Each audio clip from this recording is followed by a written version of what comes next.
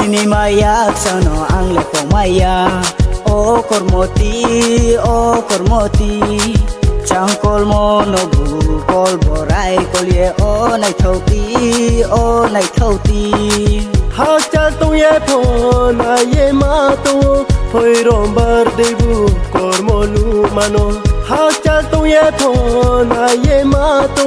hoi rom bar debu kormolu mano Graina hayai ata graina hayai graina hayai ata graina hayai ho mayam do ho mayam do ho thuya hani no bai pa lu khale se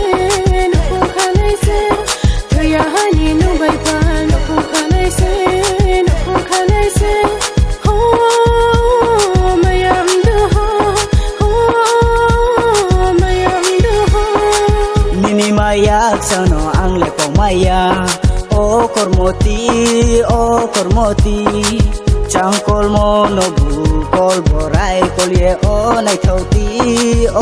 thauti Ha chal tu ye phon a ye ma tu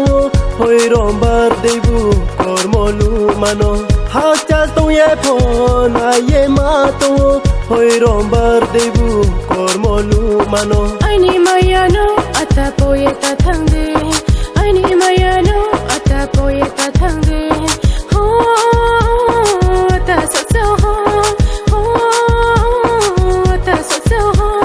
puto ko loi no so ye tu le ha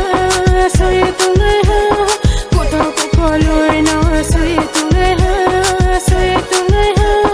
ho ta so ho ta so ho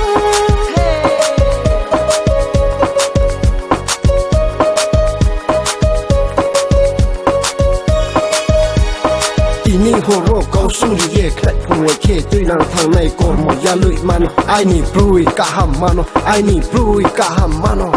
na ye tu ke mai pore ya kormo khuti mano ai ni kormo khuti mano Nini mayak sano ang lepo maya O kormoti Changkol mo nobu kol borai kolye o nai thauti Ha chal tu ye phon a ye ma tu hoi rom bar debu kormolu mano Ha chal tu ye phon a ye ma tu hoi rom bar debu kormolu mano